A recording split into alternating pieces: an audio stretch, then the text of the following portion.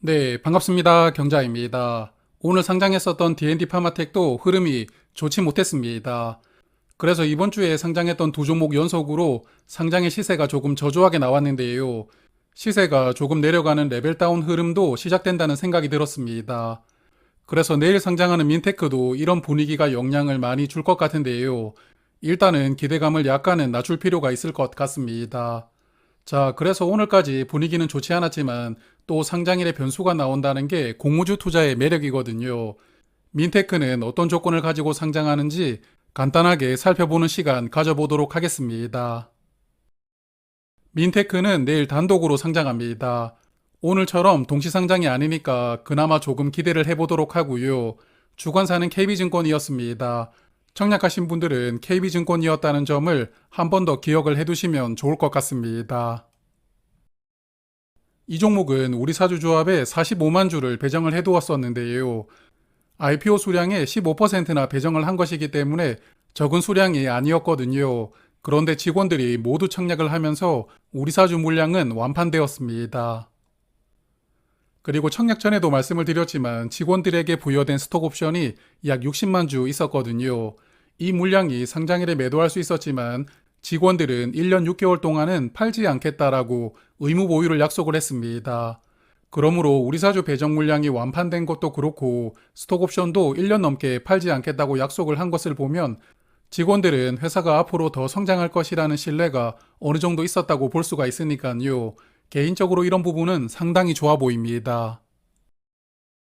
다만 의무 확약이 조금 아쉬운데요. 최종 확약은 7.8%로 확정이 되었는데 수요 예측 때보다 2배도 늘어나지 못했습니다.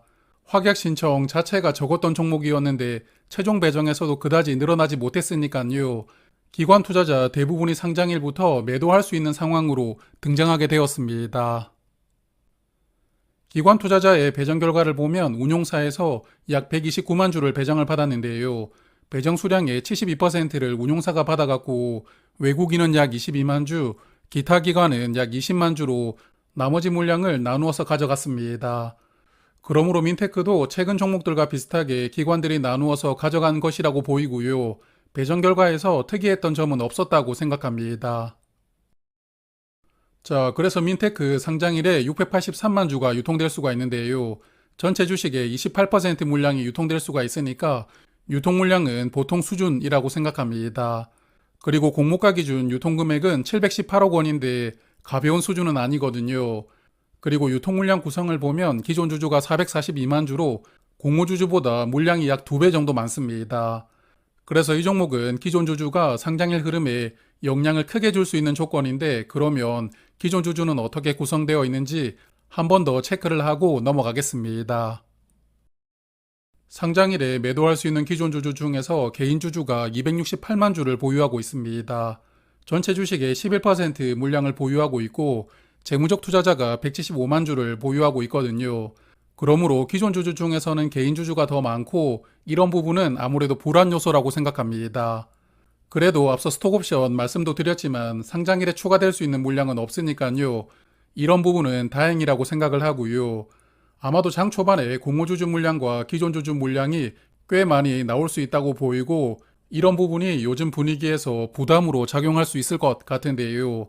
장 초반 수급이 이 물량을 얼마나 적극적으로 소화를 할 수가 있을지 시초 가격을 지켜내면서 주가를 올릴 수 있을지가 내일 초반의 흐름을 좌우하리라고 생각합니다. 자, 그러면 유통 물량은 여기까지 보고 최근 시장 상황을 조금 체크를 해볼 텐데요. 아시다시피 오늘 D&D 파마텍과 유안타 16호 스펙이 상장을 했었는데 화요일에 JLMNS 흐름이 좋지 않았죠. 뭔가 슬픈 예감이 들었습니다. 그래서 D&D 파마텍이 분위기를 반전시켜주길 바라보았지만 결과는 좋지 못했고요. 노래 가사에서도 있지만 슬픈 예감은 틀린 적이 없죠. 이번에도 그런 슬픈 결과가 나오게 되었고요. 일단 스펙 관련해서는 다음에 말씀을 드리도록 하고 D&D 파마텍만 보면 JLMNS보다 더 적은 시세가 나왔습니다. 시초 가격이 49% 상승해서 출발을 했고 시작 이후에 주가가 한번 크게 상승하면서 63%까지 상승이 나왔거든요. 하지만 결국 버텨내지 못하고 흐르면서 마감이 되었는데 10분봉 차트를 보면서 다시 한번 더 흐름을 복기를 해보도록 하겠습니다. 일단 시작부터 높게 떠서 시작하지 못했습니다. 공모가 약 50% 상승한 가격으로 시작을 했고 이후에는 시초가 근처에서 엎치락 뒤치락 하면서 바로 무너지는 흐름을 보여주지는 않았거든요. 그리고 9시 20분부터 슬금슬금 오르기 시작하더니 30분 정도에 다시 시초가를 회복을 했고요. 주가는 53,900원까지 상승했는데 이 기세를 살려서 공모가 2배까지 한번 멋지게 올라가나 싶었지만 결국은 버티지 못하였습니다. 다시 5만원 밑으로 빠진 다음에 조금 횡보를 하다가 결국 계단식으로 흘러내리는 전형적인 공모주 패턴으로 하루를 마감하게 되었습니다. 자, 그래서 이번 주 상장했던 종목이 2번 연속 흐름이 좋지 못했고요. 또한 D&D 파마텍은 시세가 더 내려갔기 때문에 투자 심리가 크게 축소된 상황이라고 볼 수 있습니다. 결국 수급이 축소가 되고 있는 상황인데 이런 분위기가 민테크에게 영향을 줄 수밖에 없다고 생각하고요. 그리고 유통물량 조건도 여기 보시면 아시겠지만 앞서 상장했던 두 종목보다 괜찮다고 보기는 어렵거든요.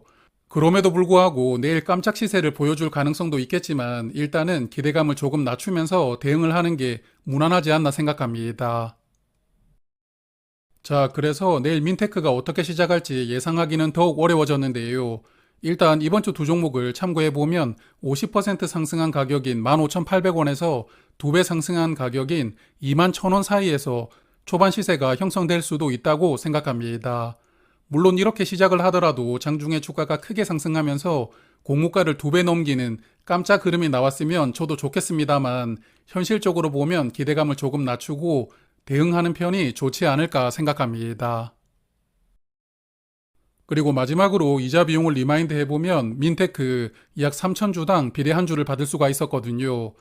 파킹 통장으로 이틀간 이자가 약 2,400원이었으니까 파킹 통장으로 청약하신 분들은 손익분기점을 13,000원에서 15,000원 정도로 생각하셔도 좋을 것 같습니다. 그리고 금리 6% 마이너스 통장을 활용을 했다면 이틀간 이자로 약 5,200원을 내야 했으니까요.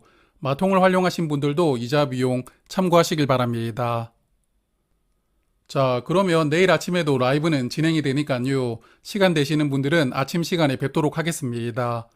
부디 내일 민테크는 좋은 흐름이 나와서 즐거운 금요일을 시작할 수가 있었으면 좋겠습니다. 고맙습니다.